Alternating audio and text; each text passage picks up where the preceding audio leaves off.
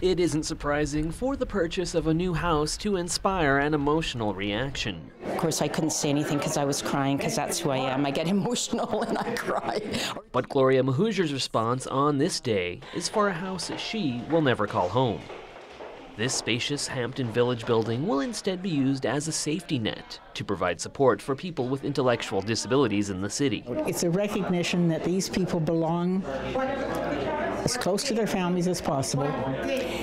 They have the right to services that all citizens expect. And so this project was born. Genevieve is the co-chair of a group that was formed in response to the provincial government's decision to transition to community-based facilities rather than large institutions to care for these patients.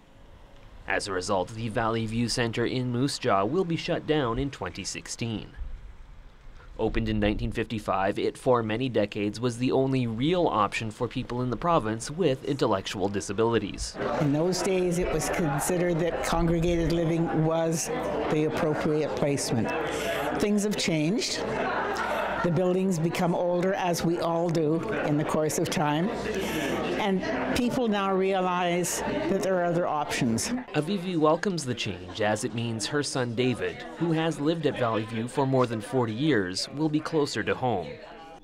Mahujer, who is the president of the Saskatchewan Association for Community Living, which will help provide support for those who live here, is also pleased with the speed at which this project has come together.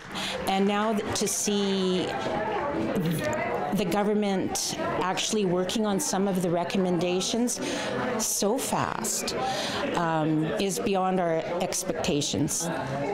We've got the crisis safety nets being put in place. It's wonderful.